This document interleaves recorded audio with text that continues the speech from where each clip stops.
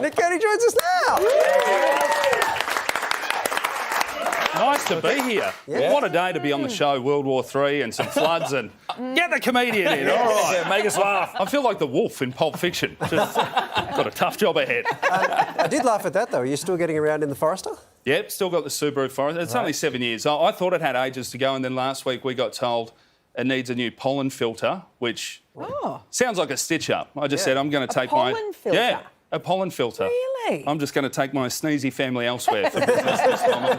I'm not falling for that. You are a dad of two, beautiful Charlie and Max. Yep. How did pandemic parenting go for you? A lot of Bluey.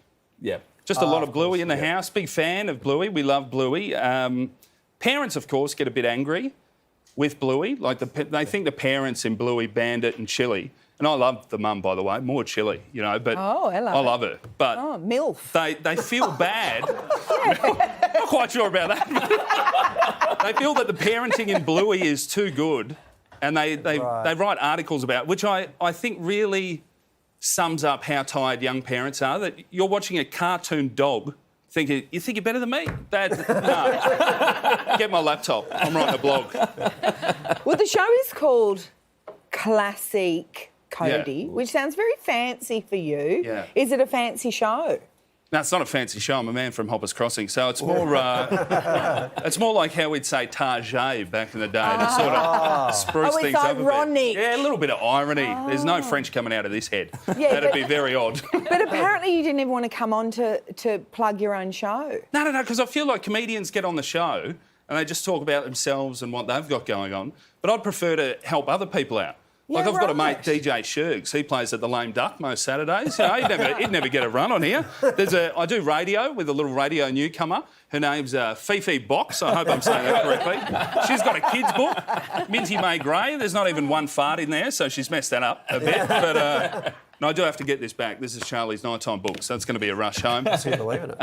Brendan Favola, who I do radio with, he's doing I don't know if you guys have heard of him. Plugging? Yeah. Oh, yeah? He's doing the Birdman Rally at Moomba. We've got some footage, if you don't know about the Birdman Rally.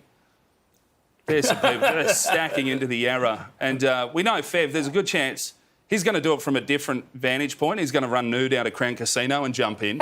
And we just hope that day lines up with Moomba, because it could be at any time. But Luke Heggie as well, my good mate, you know him, Pete, one of the best comedians in the world. He's white hot. He's filming a stand-up comedy special in Sydney next week at the Metro Theatre. Yeah. Get along, see Heggie. Don't worry about my show. Wow. There he is. You've even organised graphics. There he is, there's the poster. Look at us, two boys in shirts getting stuff done. This is very generous. No Frankie Fish. That's interesting. So you mentioned Luke Heggie. You do this podcast with him, and the idea is great because it catalogues mid-flight biffs from around the world. But I imagine COVID has kind of screwed up your content a little bit. Well, you'd think that. The podcast's called Mid-Flight Brawl, and each week we catalogue a different air rage incident.